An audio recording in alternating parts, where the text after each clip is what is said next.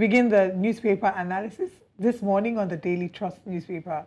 On the front page of the Daily Trust, the big story there talks about, of course, everyone's talking about the UAE. Flights, businesses resume as Nigeria, UAE resolve rule. We hope that this is not just something that's just a newspaper headline. Osarogie did mention that he has his concerns, but we will just have to wait and see. Experts want Nigerian airlines. It's a very light, just 2 stories. All right, Zulum, 77 projects in 100 days of second term in Borno State. That's all the Daily Trust newspaper has to say. All right. Best of luck to those in Borno State. I think, arguably, there's, a handful of people who would, maybe more than a handful, who would argue that Governor Babagana Zulum has done reasonably well, but it really is also very, very dependent on what the parameters are for rating the performance of governance in Nigeria today. We did speak yesterday about the humanitarian response for people in Borno State that the minister was, embarking on. And I said, repeatedly that the level of poverty in certain parts of northern Nigeria cannot be explained or be excused. If you've had people who have been chief security officers of those states and have been governors of those states for years, 4 years, 8 years, and the likes, there is no excuse whatsoever why, there should still be that level of poverty. If it is not, at some point, people will even maybe say that it's intentional. Maybe, not intentional, but it's just not seen as a tragedy enough for it to be immediately tackled. And so, yes, there will be blame on insecurity, but that's not just, for the governors. That's also on the federal government. They have a fair share of the blame in that regard. But what really is our standard for rating the performance of governance in Nigeria? What do we clap for? What do we applaud? What do we say? I don't even know that we have standards that we follow, to be honest. For the longest time, it just feels like we're going with the flow, where they do something little and nice. Our standards have dropped so low that when they do the barest minimum and they do the things that are their natural responsibilities, their duties, we applaud them like, oh, thank you so much. Thank you so much for ensuring that we have good roads and that we have light. And these are the things that they ought to do for the people of Nigeria. It's just really sad.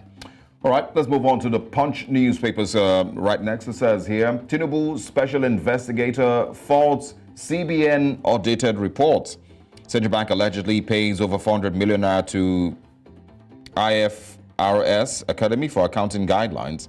DSS to summon FRC boss and two top directors at CBN. CBN special investigator deepens probe. Not sure what that story is about.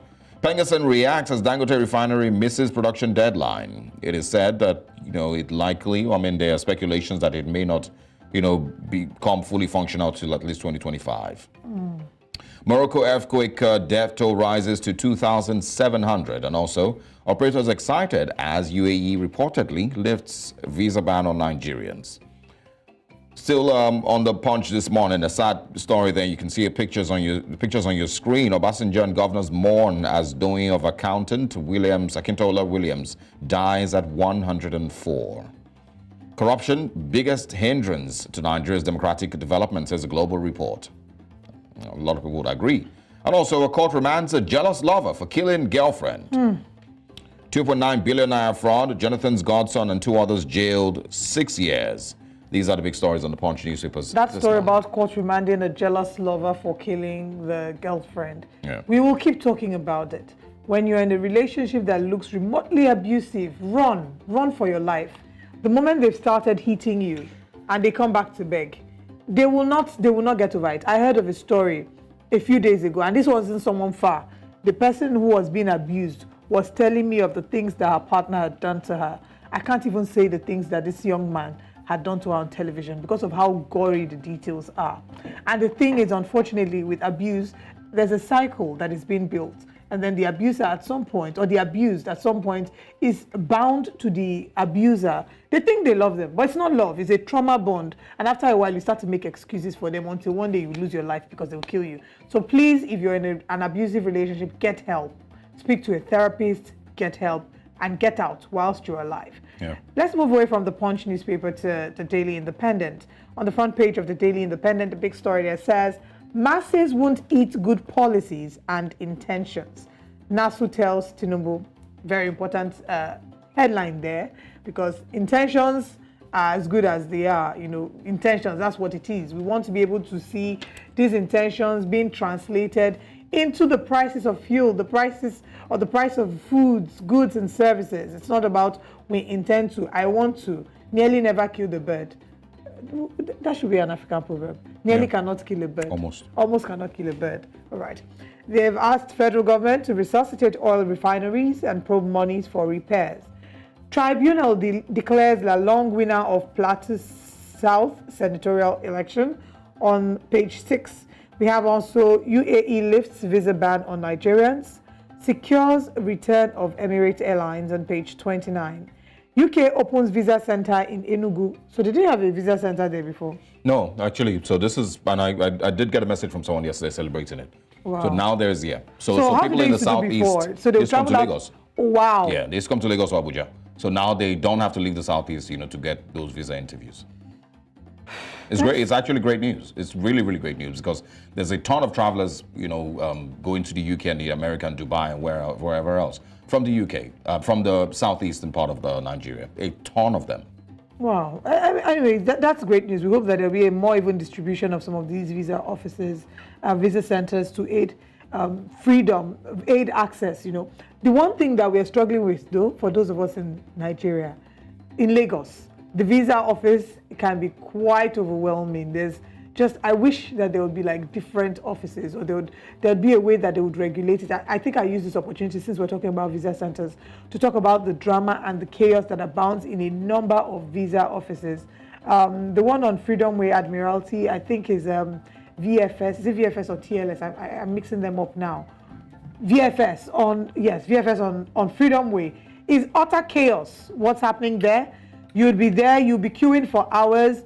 The security guards will be telling, if you don't line up, you're not going inside. You know what? I'm not calling names. I say, hey, because I want visa. But once again, and this takes us back to the initial question that I asked. Who is excited to come to Nigeria? And why, the reason there is that level of chaos is because there's more Nigerians wanting to leave. And I don't blame them. Leave to chase, a better, fortune, a better future. Leave to do business. Leave to just get out. There is a thread that started maybe 2 days ago or so. That said, what point did you decide that you needed to leave the country? And the fact, it's not the first time I'm seeing that question on Twitter, but the fact that these things keep coming up, and every time that it's asked, there's more and more people responding to that question. It tells you that there's more and more people wanting to leave, and for me, that's is the part that I feel needs to be addressed, because Nigerians will continue to be abused by these visa offices, and it's not naming any particular one as being, mostly responsible here. And that's why we would continue to lose money, because you pay for these visa fees, you pay for the whole process, pay for premium, or whichever one that you decide to pay for, and you still get rejected. Yeah. And the reasons for their rejection, a lot of times are very, very funny and, just shocking, to a lot of people. But of course, it almost tells you that they really didn't consider you worthy enough to be in their country, which is left with them, and it's their right to decide who should come in and who should not come in. But at that point, you've paid, you've lost $150 or $200 or whatever it is that it cost you in the whole process. And that's it, it's gone. Would you get a refund? No.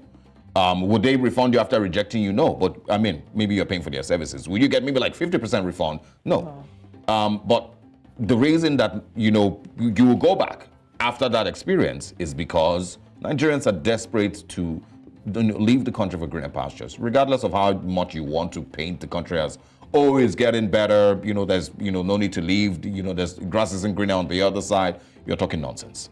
Because there's more people who are, seeing that they can't. I saw someone tweet yesterday, or post yesterday, that his decision to leave happened in 2015 when he saw the government that came into office, and he told himself that this government is going to be out of here in 8 years. In 8 years, I'm going to be so and so age. I think he said it was 32 or 35 in 2015. And it says in 8 years' time, this is how old I will be. After that, there's going to be another government coming in 8 years, and that old government, from what he's seen, doesn't seem like to do even better than the one that is leaving. So left to him, there is really nothing, to tell him that in the next 16 years, Nigeria would be on a better trajectory. And so he had to leave. So I mean, it's the reality of what is. It's sad, shocking, but it is the reality. Back in the day, I used to be the person who would say to people, oh, don't travel. I mean, don't travel, not for holidays, but like, don't leave your country.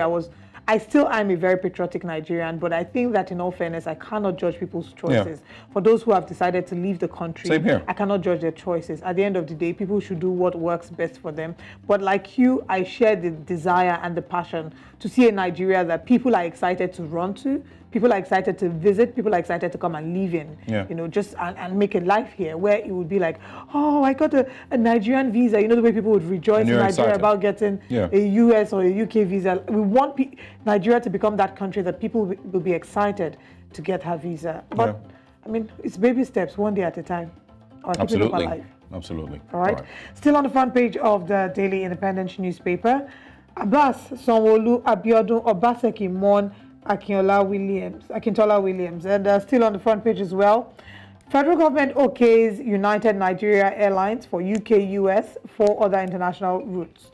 NERC unveils app to resolve power outage complaints real time. I really hope that this power outage complaints app is working real time, and the real time is really real time. Yeah, I haven't had power since Friday. I don't know how you're living.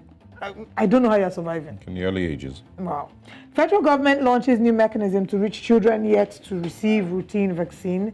2 more stories, or 1 more. IGP raises committee to review firearms licensing and regulations. That's all we have on the Daily Independent. Let's head over to the next paper.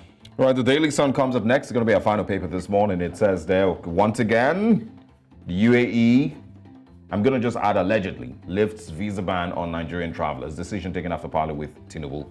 And I did explain earlier why, you know, I had my thoughts and my own reservations concerning this story, because the UAE's government has not officially, you know, put out a statement saying the same thing or correlating the story by, you know, the Nigerian government's media handlers. It hasn't said anything whatsoever, and even the statement that they put out, you know, says everything but that there is a visa ban lifting, you know, for Nigerian citizens, and that's why there is a, you know, advice to take it with a pinch of salt. And I did once again mention that late yesterday evening, the president's media representative, Ajurin Galale, was on a, you know, television interview, and he was asked the same question: are Nigerians going to be allowed to fly to the UAE from tomorrow morning with, you know, the immediate suspension that was announced by Ajurin Galale and, of course, the Nigerian government?